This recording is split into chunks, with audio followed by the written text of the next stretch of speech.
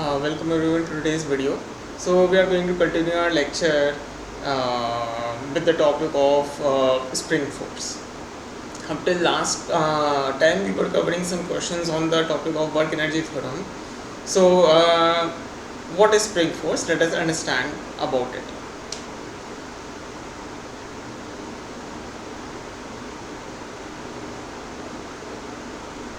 So not only we are going to cover what is spring force and how do we do questions of spring, we are also concerned with the idea what is the work done by a spring, because our chapter is work energy and power.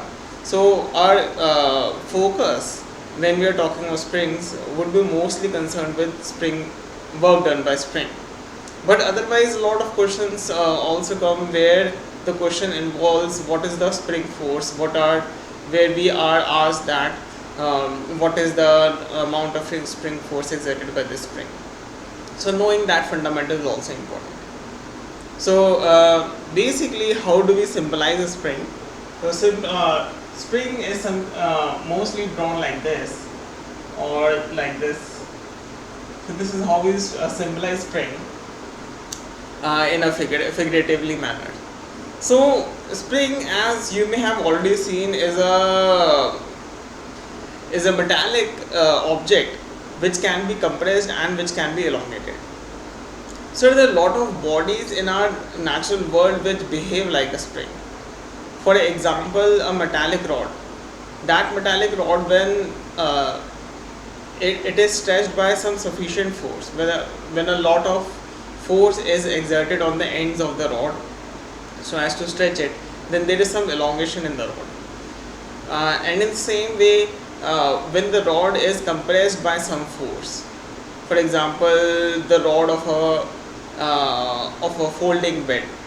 So if a folding bed has 4 pillars on which it is resting, or a table, so which is resting on 4 pillars of metal, then that 4 pillars would be compressed by the weight of the table. So these are the ways in which normal bodies behave like a spring, where we have a natural understanding what a spring is, that when something is being compressed or some force is being exerted on something or by 2 sides or by a lot of sides, then it gets compressed or it gets elongated. So how do we define spring force? That is the main idea. So to define spring force, let us take a simple case.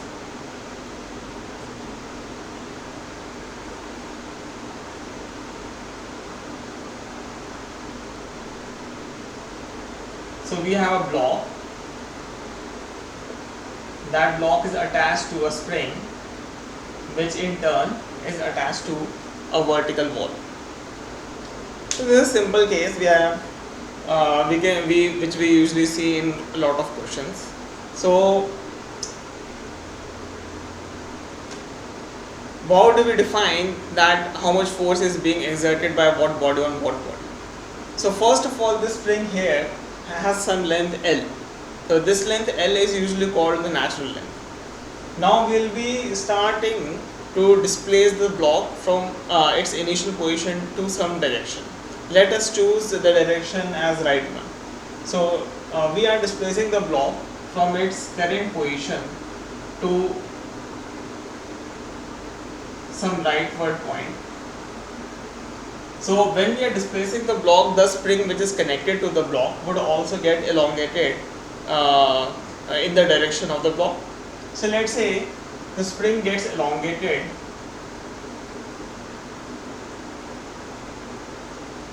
in this way. So as we are noticing, or which we notice already when we are playing these springs, we are compressing the spring in the pen and so on. So we already know that the distance between the coils of the spring gets reduced or it's increased depending upon whether we are compressing the spring or extending the spring. So that distance is increasing. That means that there is some deformation in the system. So the spring exerts force on the body surrounding it or the body is connected to it in such a way so as to restore its original shape. And this is the line which we have to remember when we think about how spring force actually behaves. This is the only line. Formulas and other things which that we can learn and unlearn. But the main idea is whenever there is a spring and we are deforming it, it tries to behave in such a manner that it tries to bring the bodies connected to it in such a way, or tends to bring the body connected to it in such a way that it tries to restore its original shape. So it's trying to restore its original shape. What was its original shape? Original shape was this one. Now we have displaced the block by applying some force, so it has lost its original shape. So the force which the spring exerts on the block to restore itself in its original shape is called the restoring force or the spring force. So let us name that force. This force is called the restoring force, and by this name we can learn that what is the nature of the spring force. Spring force is restoring in nature. It tries to restore itself in its original shape, whether it's compressed or elongated. In both the cases it's restoring itself. So not only the spring exerts this force on the bodies connected to it, we can also imagine that the one coil of the spring would be exerting this same force on its neighboring coil, and so on. All the coils are exerting this force on their neighboring coils, and this force gets passed on, just like a string. In a string there is a tension force which is passed on from one end to another in the same way the spring behaves, and this is the idea of spring force which we are trying to learn. So what is spring force? Restoring force or spring force, we can represent this by Fr, and the spring force would have a value proportional to the elongation of the spring. So this is again experimentally observed fact. For small displacements compared to the length of the spring force or this restoring force is proportional to the elongation or compression of the spring. Here x is represented by the displacement of the block. Since the amount with which the block has been displaced is same as the elongation of spring, that's why we are saying that the spring force is proportional to this x distance, that is proportional to elongation. Now this force Fr in magnitude terms is proportional to x, but in terms of direction, what we are going to say? So when we include the direction term, that force is a vector quantity and it requires some direction, it acts opposite to the direction of displacement of the block. So the block is getting displaced from left to right, so the restoring force acting on the block would be from right to left. That is opposite to the direction of displacement. So that's why there is a negative sign when we are writing the spring force. So this is what we are definition of spring force. This law was proposed by Hooke's law. This law is called Hooke's law, and the constant of proportionality here is written as K. For replacing the proportionality with the equality sign, we write a constant of proportionality. This K is called the spring constant,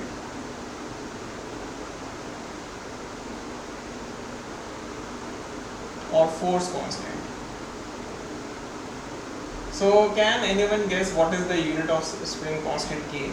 So the unit of spring constant would be some 1 Newton per meter, since multiplying it with distance gives us force. So this is the main idea of spring force, that spring force, formula for spring force is minus kx, and it acts in such a way so as to restore its natural shape.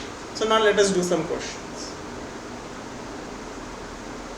So our first question would be that of a block attached to a spring, just like in this case, but the spring, instead of being horizontal, is vertical. The spring is vertical, so the block is hanging from the ceiling by a spring constant K. This is the first question. The spring constant is given as a 19.6 into 10 to the power 3 newtons per meter. So this is the stiffness or spring constant of the spring. So these values, stiffness and spring constant, these values are pretty high actually, so as to minimize the displacement of the block. The block is of mass some 6.4 kg and the actual gravity is some 9.8 meter per second square. So we are supposed to learn that, we are supposed to find out what is the equilibrium distance of the spring, or what is the elongation of the spring at equilibrium. So what do you mean by equilibrium? Equilibrium I mean when there is no force situation on the block. So when would there be no forces or no net force on the block? So no net force on the block would be when there would be the forces getting cancelled out, that is the spring force which is acting in upward direction would cancel out the gravitational force. Now why would the spring force acting in upward direction? We can relate this to the tension situation also. For example, the spring was replaced by a string, then the tension force would act in upward direction. One way of learning this is that only. And the second way is to identify in which direction the elongation is happening. And that is actually the way we should be looking at this problem. The block is trying to go down because of gravitational force. It is being brought down by the gravitational force. So as the gravitational force is trying to bring down the block, the spring force was trying to keep the block from getting displaced in downward direction. So it is preventing the block in going from downward direction. So that's why it's exerting an upward force on the block. It's trying to tense the block in upward direction. So that's why Kx is acting in upward direction. The spring is trying to restore itself in original shape. So the equation at equilibrium of the block, we are saying at equilibrium, what is the elongation? So the equation is Kx is equal to mg. So from this pretty standard equation that the forces are getting balanced out. So x would be equal to mg by k. So the elongation in the spring at equilibrium would be some mass of the block, which is 6.4 times 9.8 divided by 19.6 into 10 to the power 3. So this would come out to be some 3.2 into 10 to the power minus 3 meters, or 3.2 mm. So this is the complete elongation of the spring at equilibrium of the block. Next question we are concerned with is that what are the forces exerted by the other end of the spring. We have written one force of the spring, in this case that the force exerted by the spring on the block is how much? It is Kx. It is acting in upward direction. But there was one more end of the spring, that was the upper end, and that is what our next question is about. So next question is saying that we have some block and some force is acting on the block, some 20 newtons force is acting, and the spring constant is some 10 to the power 4 newtons per meter.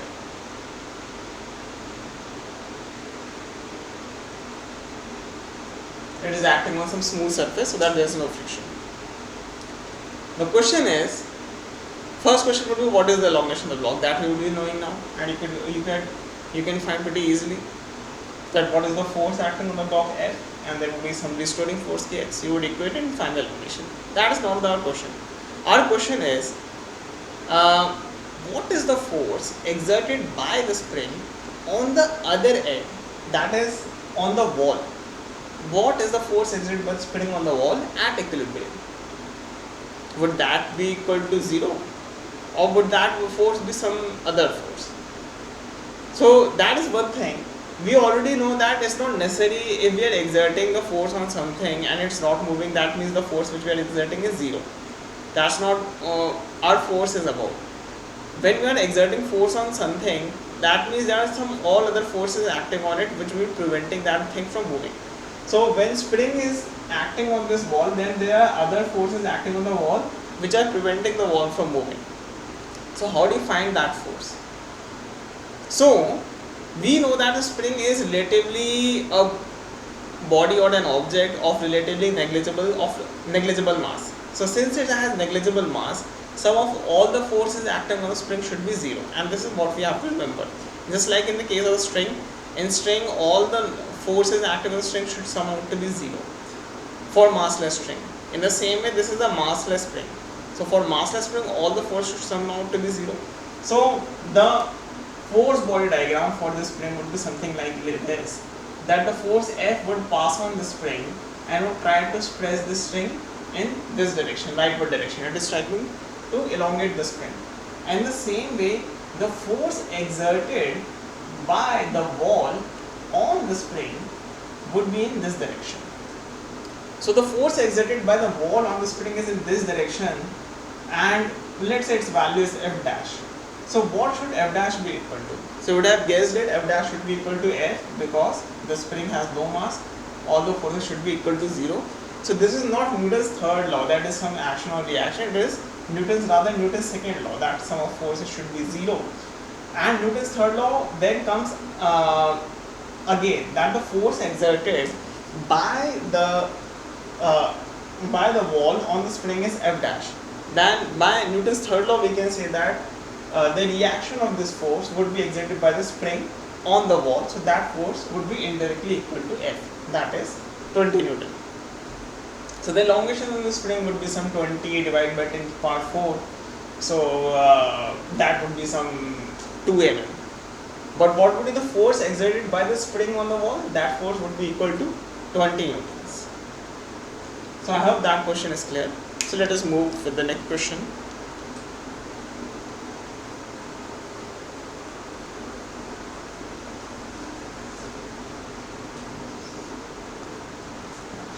So in our next question, we have a block kept on a rough surface. It is connected to a spring.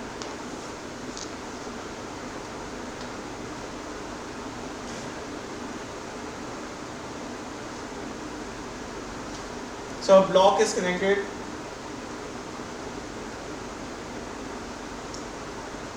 to a spring. The mass of the block is some 50 by 3 kgs, and it is kept on a rough surface.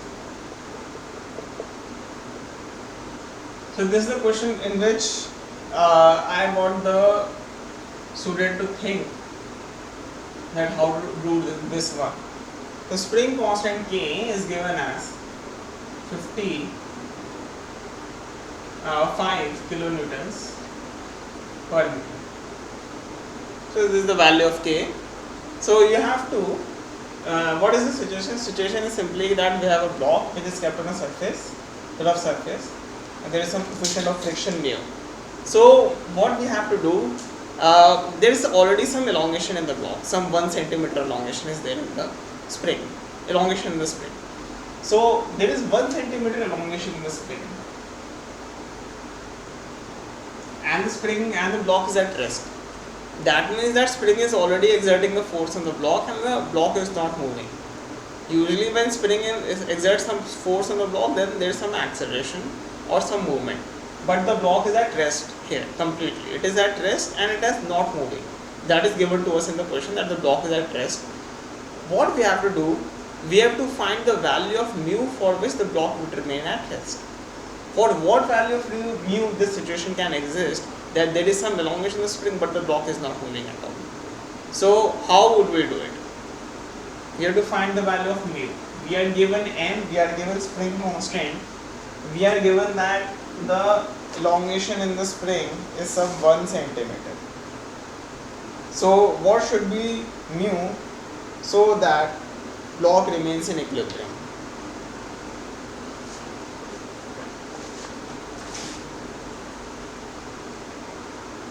So to do this question, what we can do, we can find the value, we can write the value of spring force Kx. Now the maximum value of spring force friction available to us is mu mg, that we know. That is the maximum value of friction force, that is called limiting friction. So this limiting friction should be greater than the spring force acting on the block. Meaning it should be greater than the spring force. That's why then the block would not slip. So that is the only equation which we have to write, inequality.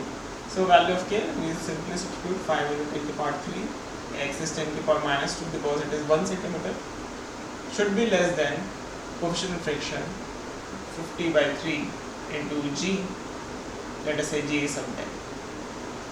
So this comes out to be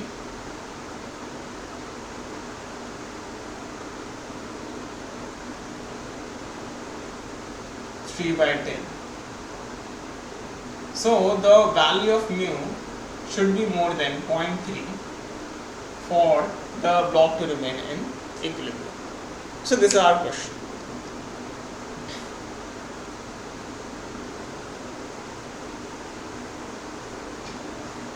Next, we have to do work done by spring force.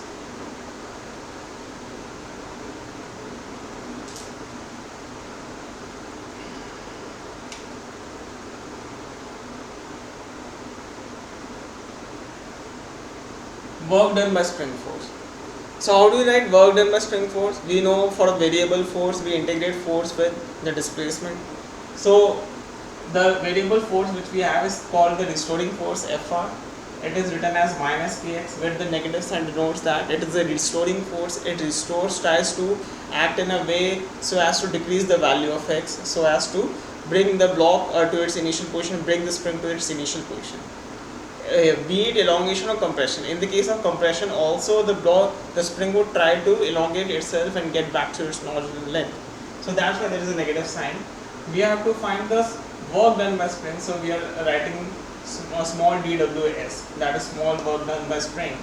So that would be equal to restoring force into displacement and then integrating it from some 0 displacement to x. Let's say the spring is going from 0 to x displacement.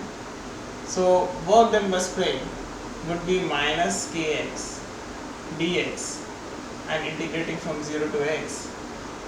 So this would be some minus kx square by 2. So this would be work done by spring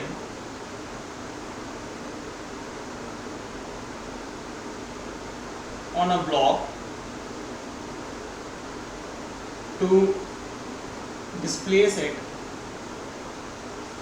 from what? From 0 displacement to from 0 to x displacement. That is x elongation or x compression. The work done by spring would be minus kx square by 2. A negative sign again suggests that the spring is trying to keep the block not from moving, but there is an external force which is taking the block and it is pushing the block away from its 0 position. Just like you would have the case we drew in the case of spring force. When we drew the spring force, we were trying to displace the block away from its mean position. So there was a force F which held the block and it was trying to displace the block away from the mean position. So what the spring force does is that it applies a force minus kx and the displacement happens opposite to the spring force. So that's why there is a negative sign and there is a minus kx square by 2 situation. So there is one more case. For example, if we are displacing the block from some x1 to x2 distance, then what happens? So when we are displacing a block from x1 to x2 distance, then the integration would change. Then the value of integration would change from some x1 to x2, and the value of ws you can write work done by spring when displacing the block, displaced block from x1 to x2. Then that would be some minus k x2 square by 2, right? Final minus initial minus k x1 square by 2. So this would come out to be some minus kx 2 square by 2 minus kx1 square by 2. So let us start with our question.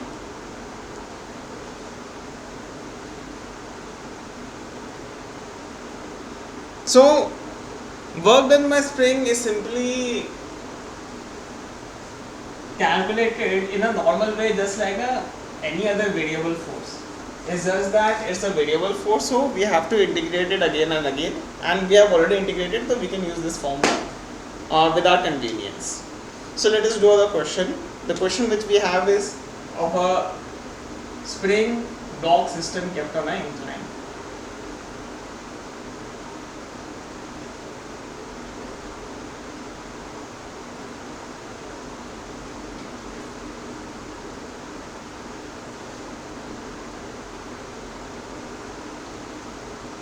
So we'll be doing this question only. This question has two parts. First part which we have, there is an incline, and the second part I will tell later. The mass of the block is some 100 root 2 kgs. Pretty heavy block, and the spring constant is also pretty high, 10 to the power 4 newtons per meter. Actually gravity is given to us as 10 meter per second square, and this is the incline, theta 45. So the spring is passing over a pulley and it is connected to a block. First we have to find what is the elongation at equilibrium. So we have to find elongation in spring at equilibrium, and EQ means equilibrium. So the angle of inclination is 45 degree. So how do you find the elongation? The spring force is acting in this direction, in this way, kx, right? It would try to destroy the block from in its original position. The block is trying to go down because of mg.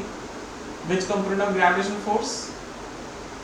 This angle is theta, that is the sine component, mg sine 45. Although it does not matter, sine 45 cos 45 both are same, but mg sine theta component is responsible for trying to bring the block in downward direction, accelerating the block in downward direction. The block would accelerate, but the spring force would prevent the block from accelerating. It would try, but it won't be able to stop it because mg sine 45 would be greater than kx. And up till the moment mg sine 45 is more than kx, there would be acceleration of the block in downward direction.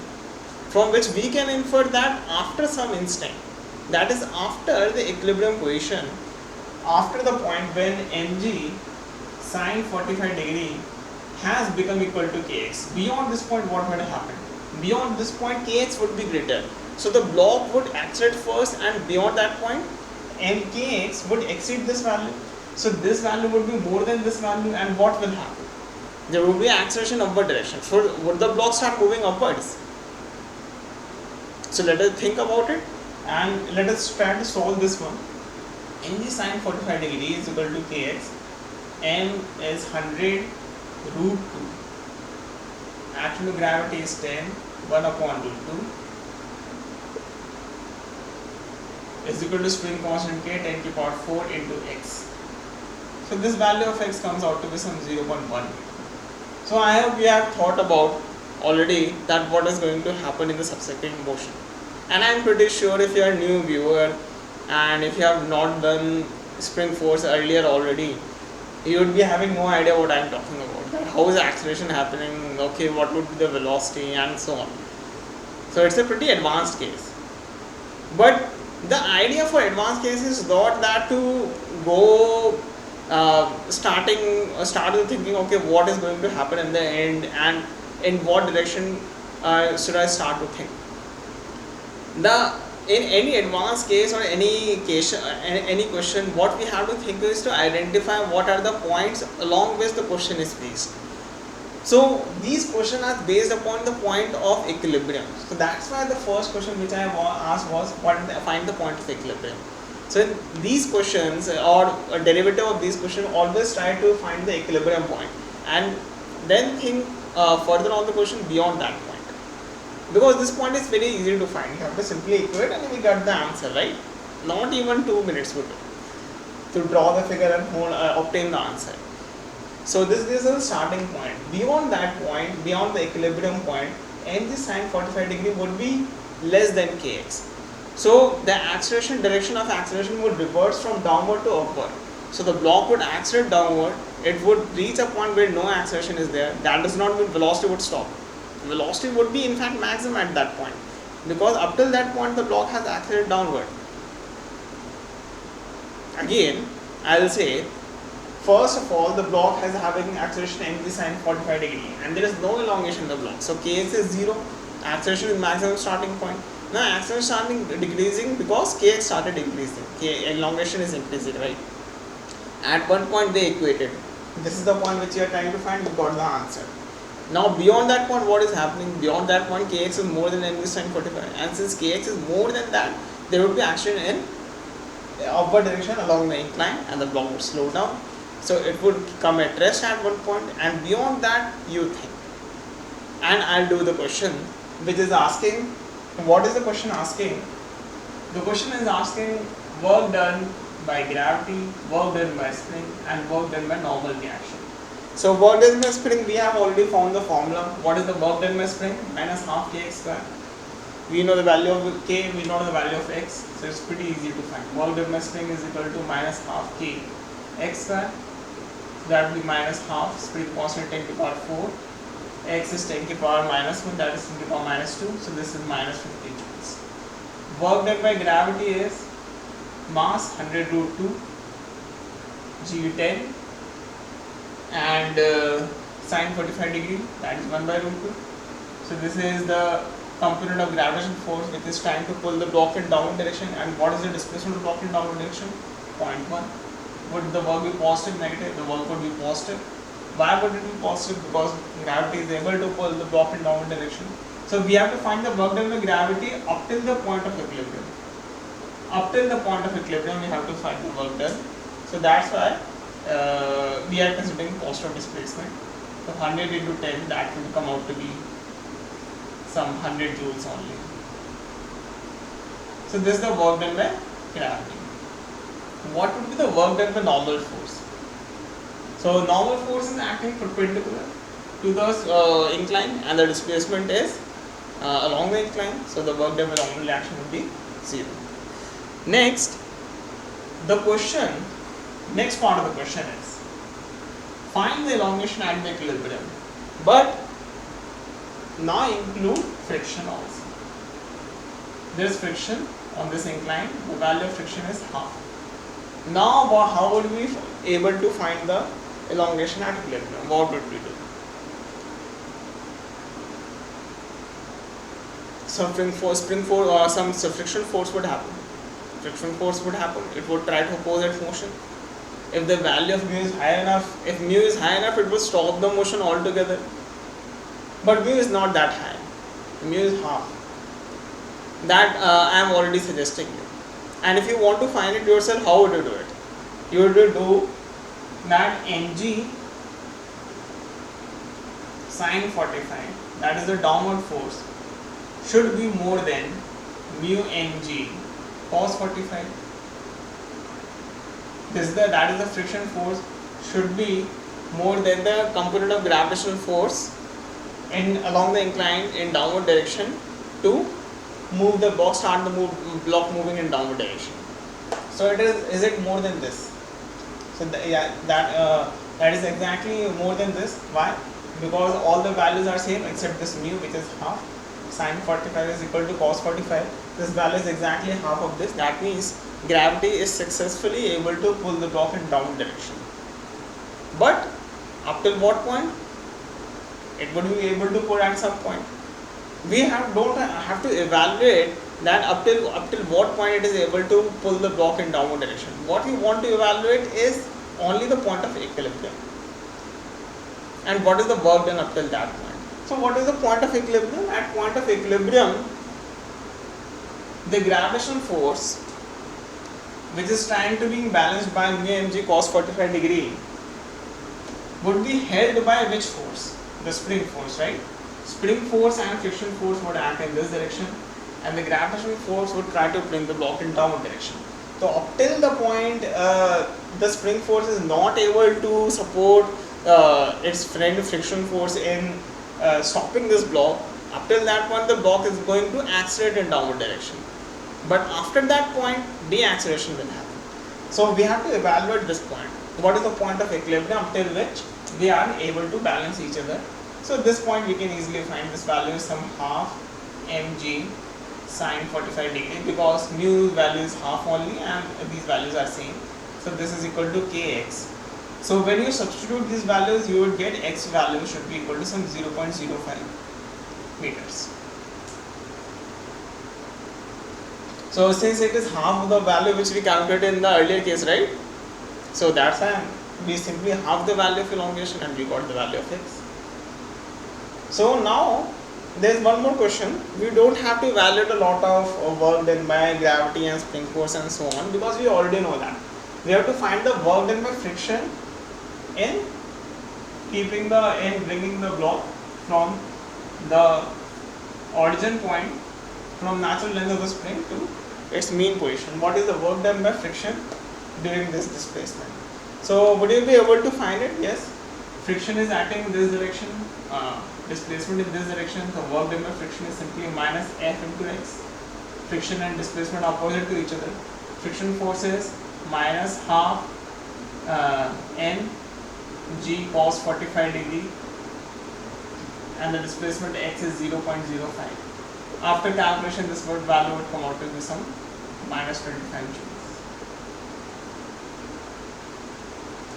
So I hope this is clear to you guys, that how we are able to find the value of friction and how we are able to find the value of spring force, what is the work done by spring force, and how spring force behaves. So thank you for watching and have a great day.